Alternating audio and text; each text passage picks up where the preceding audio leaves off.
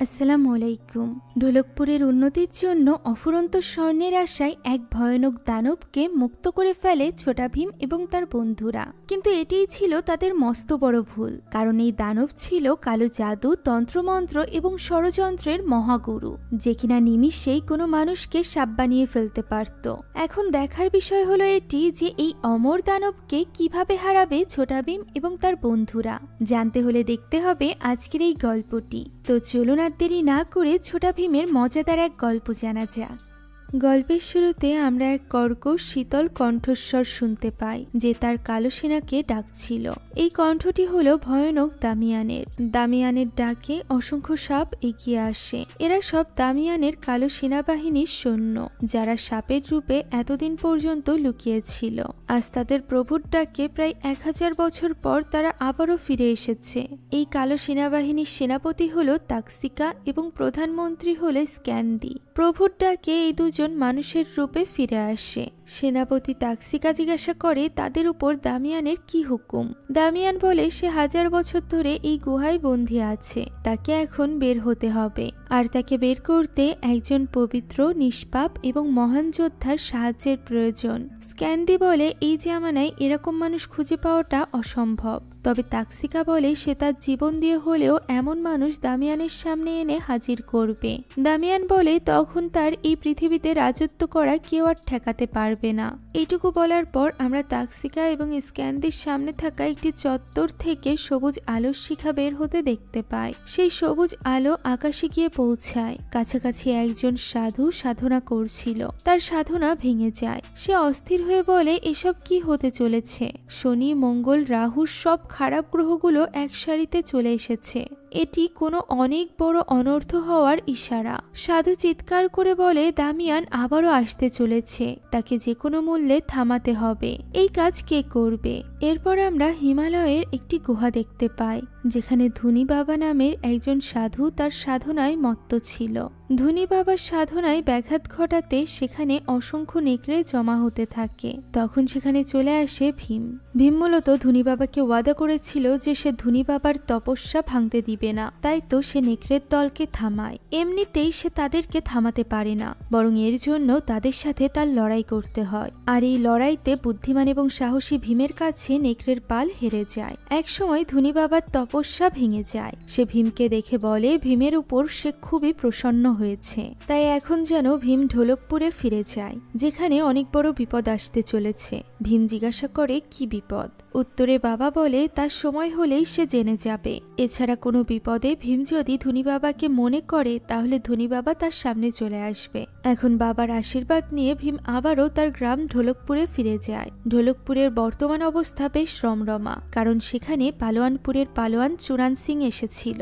সে এখানে সবাইকে চ্যালেঞ্জ করে যে তাকে কে হারাতে পারবে। ঢোলকপুরের বড় বড় পালোয়ানরা তার সাথে লড়াই করতে গিয়ে ব্যর্থ হয় এবং তাকে কেউই হারাতে পারে না।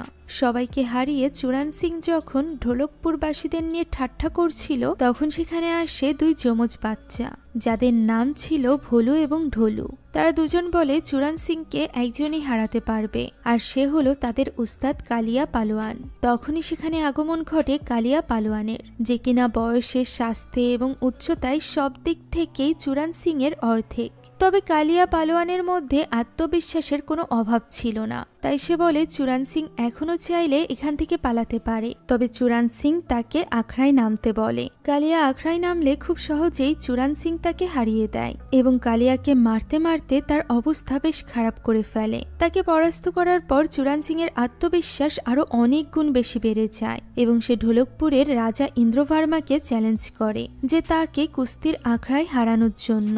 এদিকে চুরান সিং এর কাছে হেরে কালিয়ার অবস্থা বেশ খারাপ হয়ে গিয়েছিল।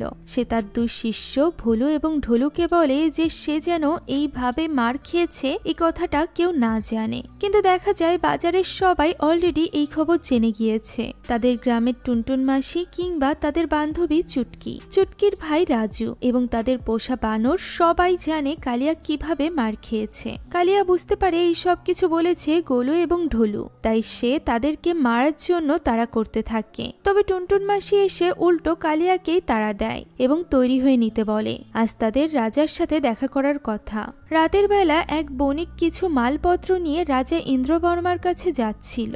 এই মালপত্র মূলত রাজদরবারের জন্য ছিল। হঠাৎ করেই তাদের ঘোড়া চলা থামিয়ে দেয়। সামনে আর এগোতে চায় না, যেন সে কোনো বিপদ অনুভব করতে পারছে। তখনই একদল সাপ সেখানে চলে আসে, বণিকের সাথে থাকা লোকজনকে মেরে ফেলে। এই সাপের দল আসলে ছিল দামিয়ানের কালো সেনা। তাকসিকা এবং স্ক্যান্দি তাদের মানুষ রূপে ফেরে এবং বণিকের সামনে গিয়ে দাঁড়ায়। বণিক তাদেরকে সাধারণ ডাকাত ভাবে এবং বলে সে ঢোলকপুরের রাজার জন্য এইসব কিছু নিয়ে যাচ্ছে। তাকসিকা তখন বলে ঢোলকপুরের রাজাকে নিয়ে তাদের অনেক বড় পরিকল্পনা আছে। বণিক বলে এইসব জানলে ঢোলকপুরের ভীম তাদেরকে ছাড়বে না। তাকসিকা এবং স্ক্যান্দি হাসতে থাকে এবং বলে এই জন্যই তারা ভীমকে বেছে নিয়েছে। একথা বলেই তারা বণিককেও মেরে ফেলে। পরদিনই ভীম ঢোলকপুরে ফিরে আসে। ওই সময় তার বন্ধুরা সবাই চুটকি, রাজু, কালিয়া, জাগ্গু সবাই মিলে তার জন্মদিনের প্রস্তুতি নিচ্ছিল। তখনই সে বন্ধুদের সামনে যায়। ভীম কালিয়াকে দেখে জিজ্ঞাসা করে সে শুনেছে কালিয়া মার খেয়েছে, এই কথা সত্যি কিনা। এ কথা শুনে কালিয়া মাথা চাপড়াতে থাকে এবং বলতে থাকে কে সেই মানুষ যে কিনা তার নামে এইসব ছড়াচ্ছে। এই সময় রাজদরবার থেকে দূত আসে এবং তাদেরকে বলে রাজা ভীমকে ডেকে পাঠিয়েছে। ভীম তার বন্ধুদের নিয়ে রাজদরবারে পৌঁছে যায়। রাজা ইন্দ্রবর্মা জানায় কিছু ব্যবসায়ীদের খাদ্যদ্রব্য নিয়ে তাদের ঢোলকপুরে আসার কথা ছিল, কিন্তু তারা এখনো পর্যন্ত আসেনি। রাজা ভয় পাচ্ছে যে হয়তোবা তারা ডাকাতের কবলে পড়েছে। ভীম বলে সে নিজেই যাবে ওই বণিকদের খোঁজ নিতে। তখনই রাজদূত এসে বলে বণিকরা চলে এসেছে। রাজা তাদের সসম্মানে ভেতরে নিয়ে আসতে বলে। বণিকের বেশে রাজদরবারে এসে প্রবেশ করে স্ক্যান্দি এবং তাকসিকা। এই সময় রাজদরবারে ভীম এবং তার বন্ধুরাও উপস্থিত ছিল। তাকসিকা বলে তারা খাবারের জিনিসের সাথে সাথে রাজার জন্য উপহার হিসাবে অনেক জিনিস এনেছে, যেমন আরবের জাদুর কার্পেট এবং সিওলের জাদুর আয়না। এই জাদুর কার্পেটে উঠলেই তা একা একা উঠতে পারবে এবং রাজা যেখানে চায় সেখানে তাকে নিয়ে যেতে পারবে। কালিয়া এই কথায় বিশ্বাস করতে চায় না এবং প্রমাণ দেখতে চায়। স্ক্যান্দি একটি চুটকি বাজায় এবং কালিয়াকে নিয়ে কার্পেটটি উড়তে থাকে। এরপর স্ক্যান্দি জাদুর আয়না সম্পর্কে জানায় যদি মহারাজার জীবনের উপর কোনো ঝুঁকি আসে তাহলে এই জাদুর আয়না লাল হয়ে যাবে।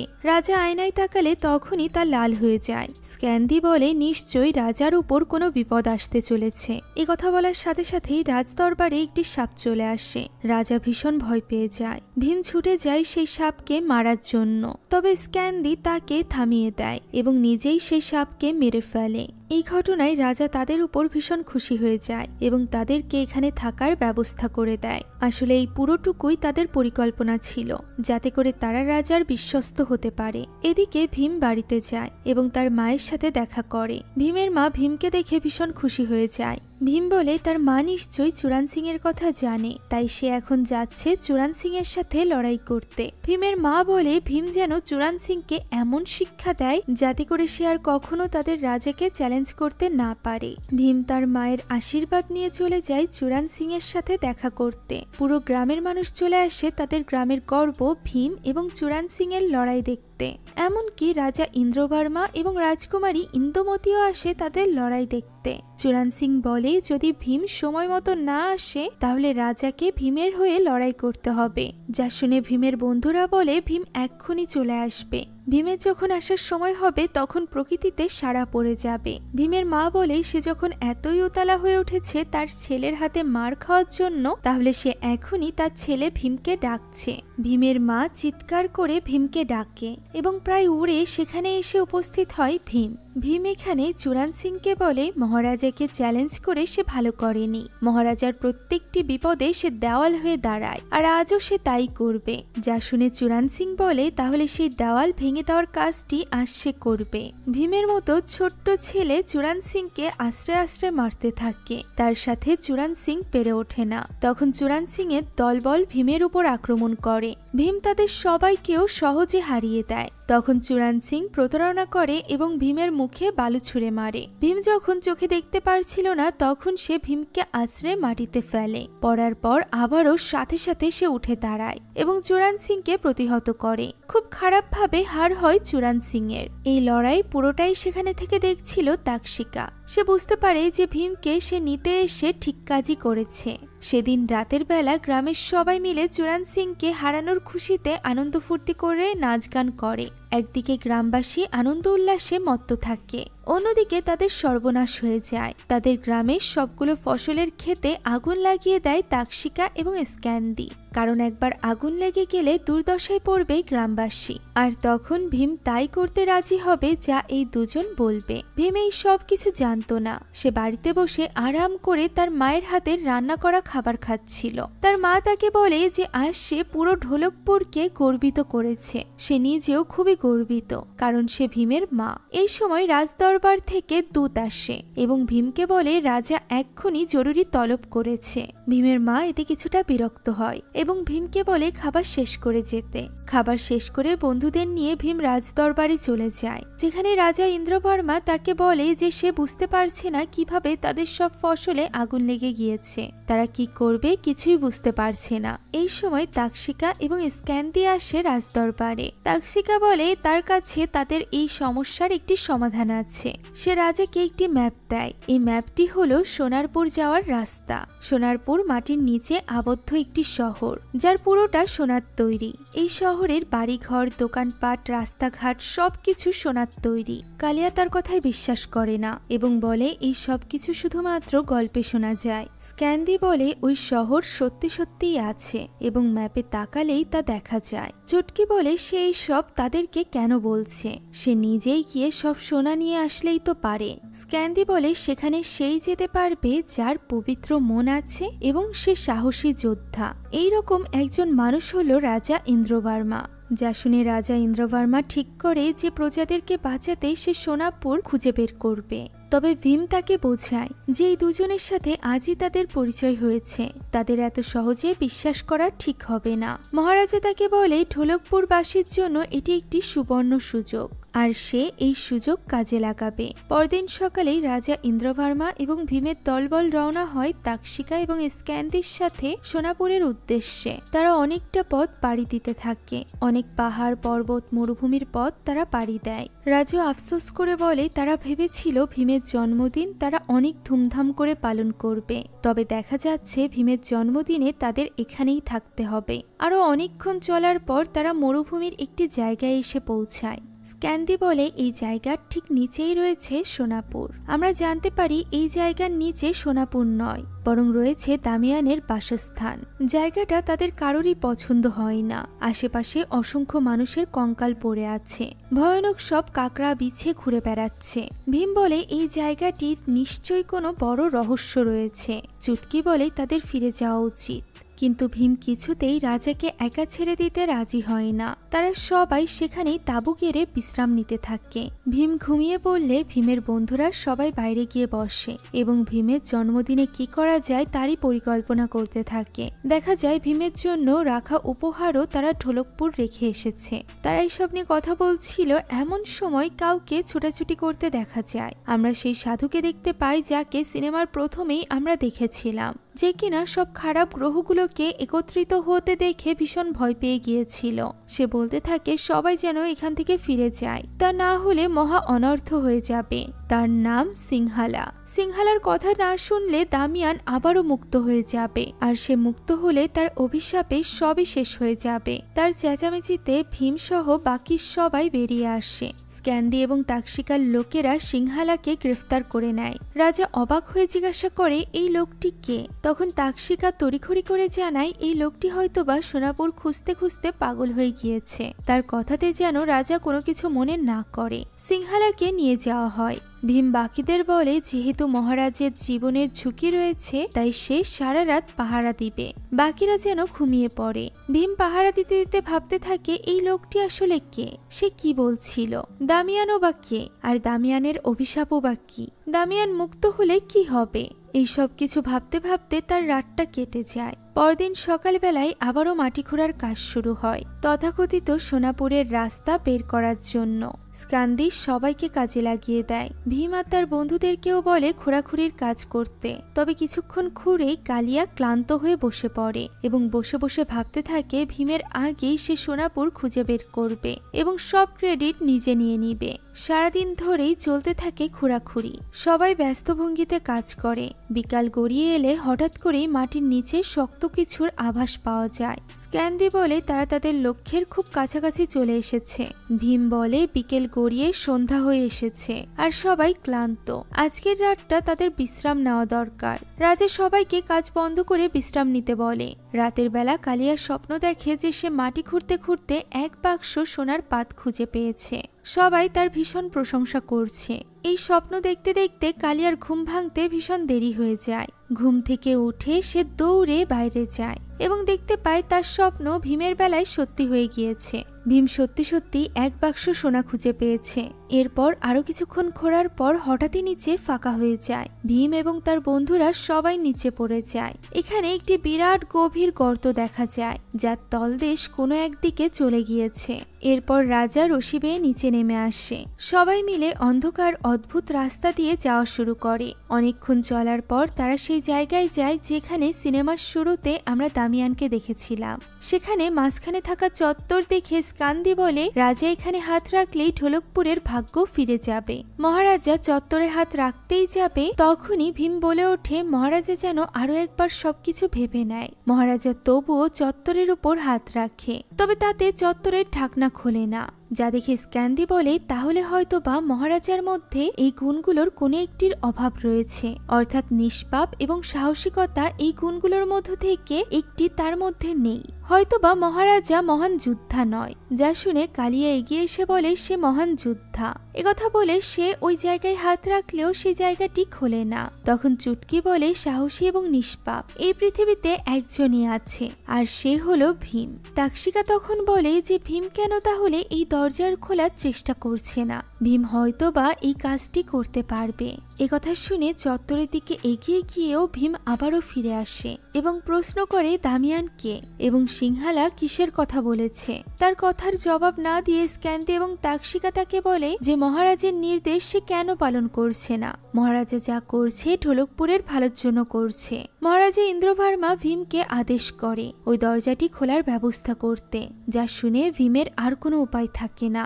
সে ওই চত্বরের উপরে গিয়ে হাত রাখে এবং সাথে সাথে সেটা খুলে যায়। সেখান থেকে সবুজ আলো বেরিয়ে আসে। চারিদিকে তখন ভয়ানক এক অবস্থা। সবকিছু থরথর করে কাঁপছিল। সবুজ আলোচ্ছটায় চারিদিক উজ্জ্বল হয়ে যায়। স্কান্দি, তাক্ষিকা এবং তাদের বাহিনী বারবার করে বলতে থাকে মহান দামিয়ান ফিরে এসেছে। এবার থেকে মহান দামিয়ান রাজত্ব করবে। রাজা এবং ভীমের দল কিছুই বুঝে উঠতে পারে না যে কি হচ্ছে। তখনই সব ভেঙে চুরে এক বিরাট আকারের সাপ বেরিয়ে আসে। এই দানবী হলো দামিয়ান। দামিয়ানের আঘাতে চারিদিকে সবাই ছিটকে পড়তে থাকে। তাক্ষিকাদের দল খুশি হয়ে বলে তাদের মহান দামিয়ান ফিরে এসেছে। দামিয়ান অট্টহাসি দিয়ে বলে সে অবশেষে মুক্ত হলো। দামিয়ান জিজ্ঞাসা করে সেই নিষ্পাপ এবং মহান যোদ্ধা কোথায়। সে ওই যোদ্ধাকে নিজে দেখতে চায়। তাক্ষিকা তাকে ভীমের সাথে পরিচয় করিয়ে দেয়। ভীম ক্ষোভের সাথে দামিয়ানকে দেখতে থাকে। তাক্ষিকা জিজ্ঞাসা করে এখন তারা কি করবে। দামিয়ানের আদেশ কি? তারা কি তাদের সবাইকে মেরে ফেলবে?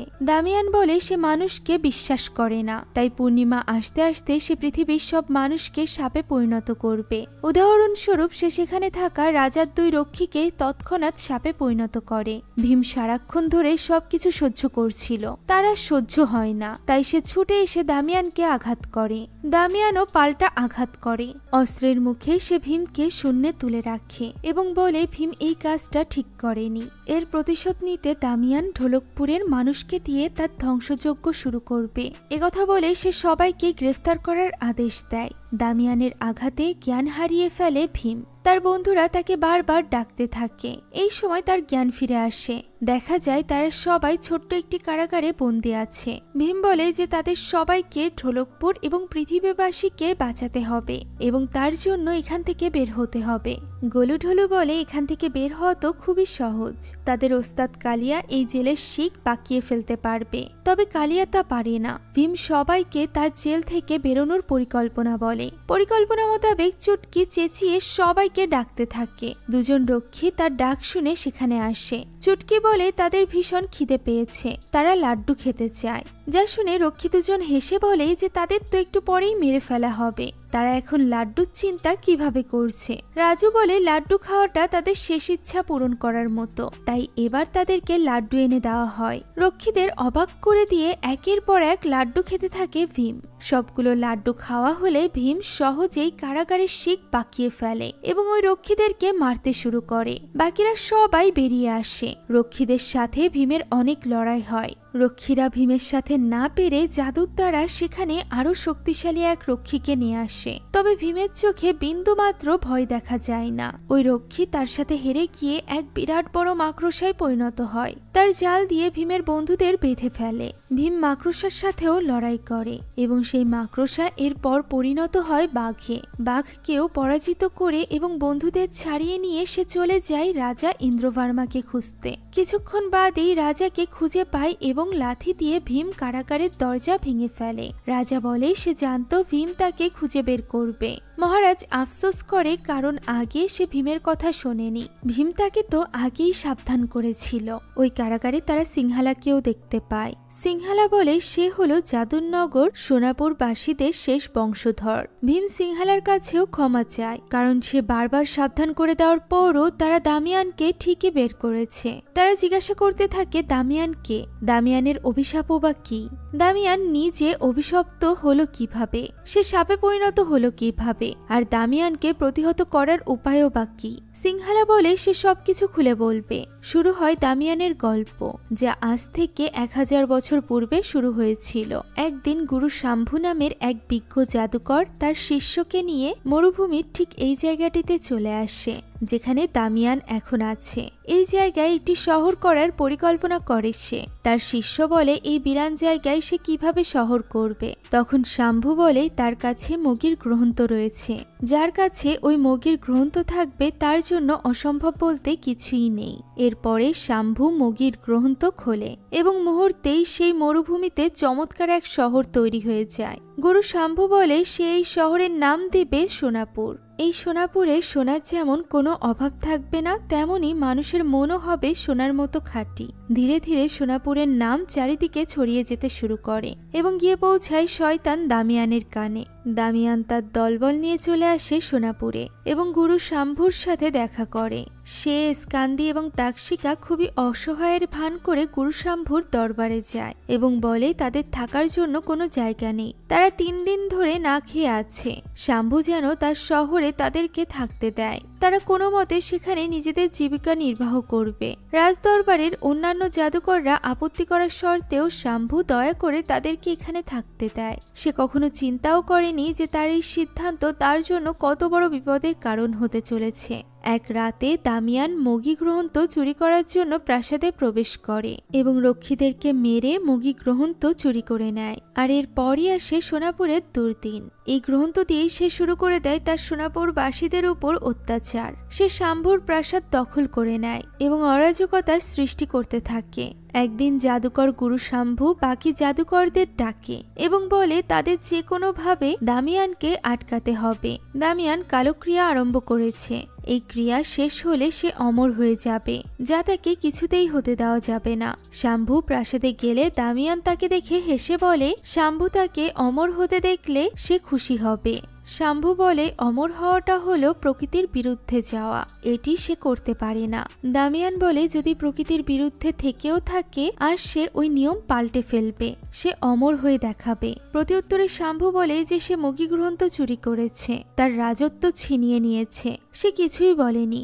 এখন শাম্ভুর দায়িত্ব তাকে থামানো। দামিয়ান বলে শাম্ভু কিছুই করতে পারবে না। সে যদি করতে পারত তাহলে তার রাজত্ব সে হারাতো না। শাম্ভু তবুও নিরাশ হয় না। সে এবং তার সাথের বাকি 4 মহান জাদুকর মিলে চেষ্টা করে যায়, কিন্তু তারা কিছুতেই সফল হয় না, কারণ দামিয়ান তার কালক্রিয়া সম্পন্ন করে ফেলেছিল।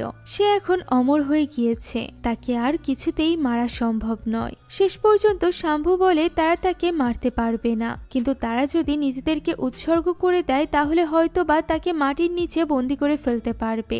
যা শুনে তার সাথে থাকা বাকিরাও নিজেদের আত্মত্যাগ করতে রাজি হয়ে যায়। আর এই ত্যাগের মাধ্যমে তারা সবাই মিলে দামিয়ানকে এই চত্বরের নিচে পুঁতে ফেলে। তবে দামিয়ান একা যায় না, সে যেতে যেতে পুরো সোনাপুরকে মাটির নিচে নিয়ে যায়। গুরু শাম্ভু এবং তার দল সবাই মারা যায়। সিংহালা বলে মগি গ্রহণতে আছে যে যখন সব দুষ্টু গ্রহগুলো একত্র হয়ে যাবে তখন যদি কোনো নিষ্পাপ এবং সাহসী বীর এসে দামিয়ানকে রক্ষা করে তবেই দামিয়ান মাটির নিচ থেকে উঠে আসতে পারবে, এবং আজ তাই হয়েছে।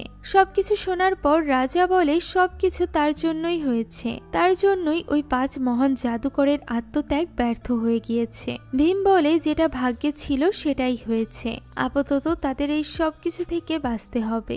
যা শুনে চুটকি বলে যে নিশ্চয়ই মগি গ্রন্থে লেখা আছে কিভাবে দামিয়ানের হাত থেকে রক্ষা পাওয়া যাবে। তার বুদ্ধি সবার পছন্দ হয় এবং সিংহালা তার জাদুর মাধ্যমে মগি গ্রন্থের এক ঝলক দেখে নেয়, যেখানে লেখা ছিল কাউকে 1000 বছর আগে ফিরে যেতে হবে এবং দামিয়ান কালক্রিয়া শেষ করে অমর হওয়ার আগেই তাকে মেরে ফেলতে হবে।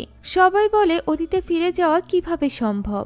সিংহালা বলে যে কোনো সিদ্ধ পুরুষের মাধ্যমে অতীতে ফিরে যাওয়া সম্ভব। ভীমের তখন ধনী বাবার কথা স্মরণ হয়, কারণ ধনী বাবা এরকম একজন সিদ্ধ পুরুষ ছিল। ভীমের ডাকে ধনী বাবা সেখানে প্রকট হয় এবং বলে সে ভীমকে অতীতে পাঠাতে পারবে, কিন্তু ফিরিয়ে আনতে পারবে না। এমনও হতে পারে ভীম অতীতেই আটকে যেতে পারে। ভীম বলে পৃথিবীকে দামিয়ানের হাত থেকে বাঁচাতে সে যে কোনো ধরনের ঝুঁকি নিতে রাজি আছে। 1000 বছর আগে সোনাপুরে ভীমই যাবে। ভীমের বন্ধুরা বলে তারাও ভীমের সাথে যাবে। এখন ধনী বাবা এবং সিংহালা প্রার্থনা করে জাদুর মাধ্যমে একটি চক্র তৈরি করে, যে চক্রের মধ্য দিয়ে ভীম এবং তার বন্ধুরা পৌঁছে যায় 1000 বছর আগে। সোনাপুর খুবই চমৎকার একটি শহর, তাদের ভীষণ ভালো লাগে। এই কর্মব্যস্ত সোনাপুর জানেও না কিছুক্ষণের মধ্যেই তাদের সাথে কি হতে চলেছে। ভীম তার বন্ধুদেরকে বলে তারা অনেক গুরুত্বপূর্ণ একটি কাজ করতে চলেছে, তাই তাদের এখন থেকে সাবধান থাকতে হবে। এখন তাদের প্রধান কাজ হলো গুরু শাম্ভুকে খুঁজে বের করা। পথে বিভিন্ন জাদুকরী জিনিসপত্র দেখতে দেখতে তারা এগোতে থাকে। কোথাও জাদু দিয়ে সোনার তৈজসপত্র তৈরি করা হচ্ছিল, কোথাও এক পাল ময়ূর নাচছিল। তার একটি জটলা দেখে থামে। দেখা যায় কিছু লোককে হাত বেঁধে প্রচন্ড মারধর করা হচ্ছিল। ভীম জানতে পারে এই লোকগুলো হলো জাদুকর, যারা সবাই দামিয়ানের বিরুদ্ধে যাওয়ার চেষ্টা করেছে। এজন্যই তাদের এইভাবে শাস্তি দেওয়া হচ্ছে। এই সময় সেখানে দামিয়ান চলে আসে এবং সবাই মাথা নিচু করে, শ্রদ্ধা থেকে নয় বরং ভয় থেকে তারা এই কাজটি করছিল। দামিয়ান জাদুকরদের বলে যে সে জানে এরা সবাই শম্ভুর সাথে মিলিত আছে। তারা যদি শম্ভু কোথায় আছে তাকে বলে দেয় তাহলে সে তাদেরকে ছেড়ে দিবে। জাদুকররা শম্ভুর সাথে বেইমানি করতে রাজি হয় না।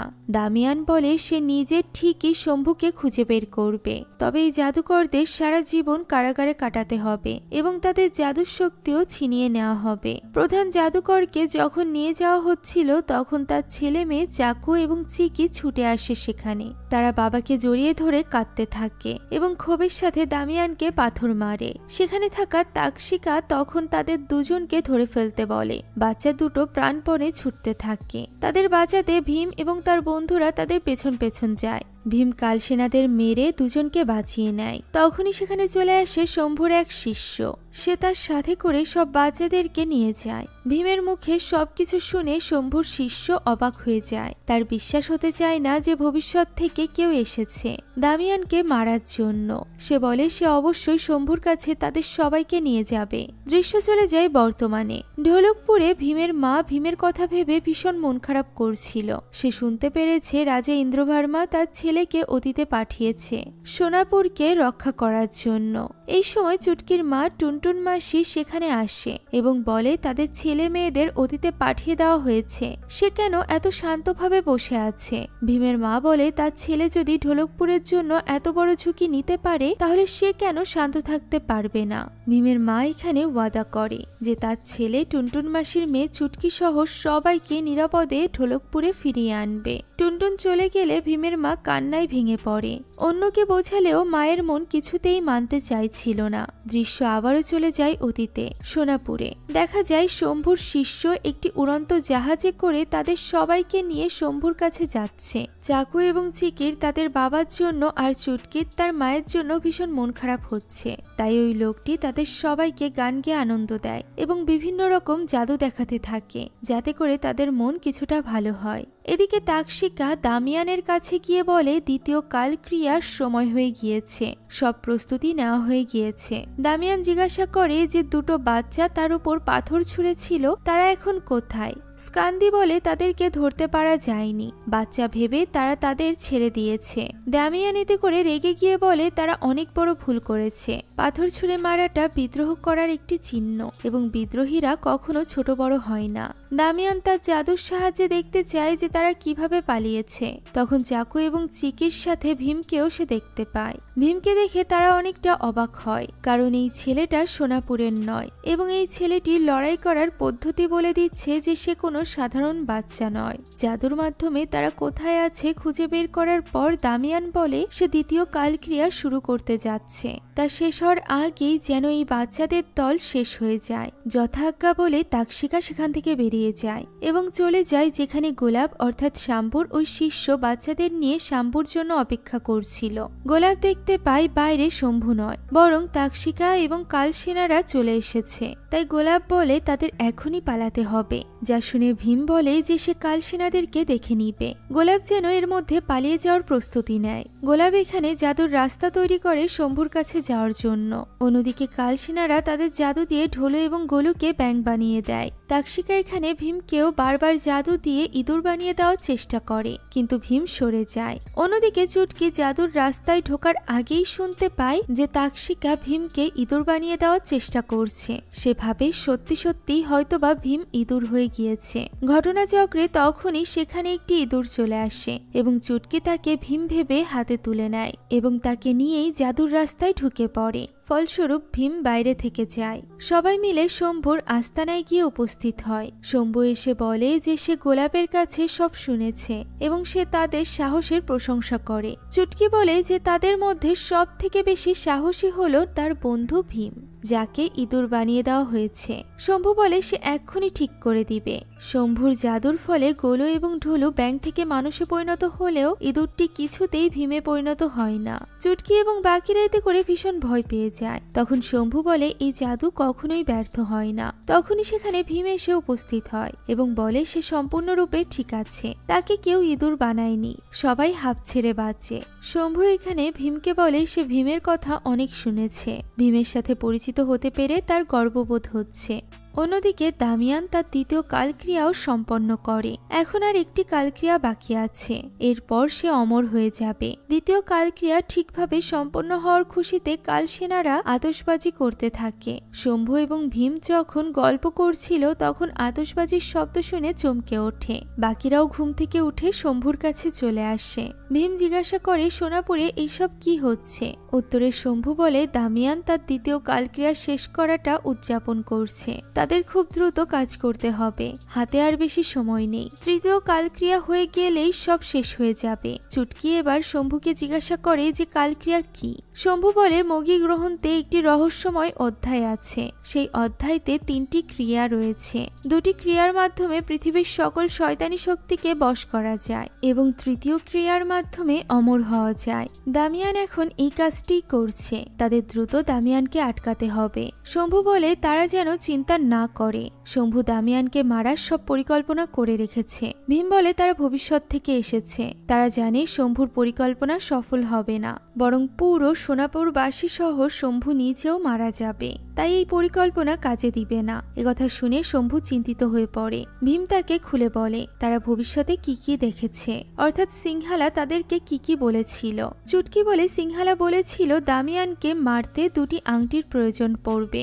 শম্ভু জানায় ওই আংটিগুলো তারা দামিয়ানের প্রাসাদে পেয়ে যাবে। আর এরপর শম্ভু বলে ভীম যেন মনে রাখে শুধুমাত্র সাহসিকতা দিয়েই দামিয়ানকে মারা সম্ভব নয়, তার সাথে প্রয়োজন জাদুর, তাই সে তাদেরকে জাদু শিখিয়ে দিবে। এরপর শুরু হয় ভীম এবং তার বন্ধুদেরকে জাদুর প্রশিক্ষণ শেষ হওয়ার পর শম্ভু তাদের একটি বিশেষ মন্ত্র দেয়, যে মন্ত্রের মাধ্যমে তাদের সবার ভেতরে এক একটি বিশেষ ক্ষমতা তৈরি হবে। যেমন গোলু এবং ঢোলু নিজেদের অসংখ্য মানুষে পরিণত করতে পারবে, অর্থাৎ তারা দ্বিগুণ 4 গুণ হয়ে যেতে পারবে। কালিয়ার শক্তি হলো সে অদৃশ্য হতে পারবে।